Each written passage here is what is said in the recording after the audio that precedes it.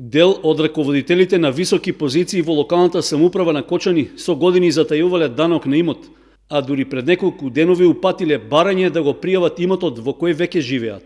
Според одделението за даноци, такси и надоместоци во општината, вообичаена постапка е сите оние кои што досега го немале пријавено имотот да се задолжат да го платат данокот и за претходните години.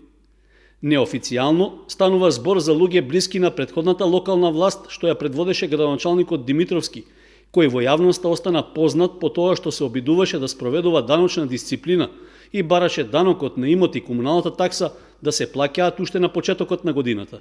Дали одделението за даноци, односно општина Кочани, ќе упати поднесок до надлежните органи за одговорност поради досегашното затајување на данокот на имот, останува отворено прашање. Исто така, се уште нема целосни податоци за вкупниот број новопријавен имот за одоночување, посебно откако членот на Советот Ѓорги Алексов на последната седница на Советот постави прашање во оваа насока. Дали е точно дека вработени службеници во општина Кочани имат непријавен имот, а според тоа и не плаќат данок на имот или да се изразам, затајуваат данок кој што треба да го платат на општината? Претходните 9 години вработените во општинската администрација биле изложувани на силен притисок за редовно измирување на даночните обврски по данок на имот и условувани со исплата на платите. Екс-градоначалникот Димитровски такви ултиматуми се обидел да постави и за вработените во образованието, но останал без успех.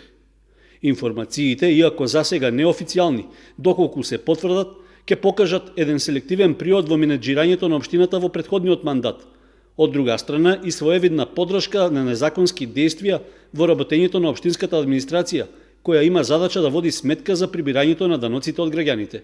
Во насока на потврдување на податоците, Канал 8 отворено прашува колку барања за преувување имот се поднесени во последните 2 седмици и дали меѓу тие барања има и имот што директно или индиректно е поврзан со високи функционери и раководители во општината. Исто така ќе треба да се даде одговор дали ќе има санкции за затајување на данокот на имот и за непреземаните мерки од страна на општината.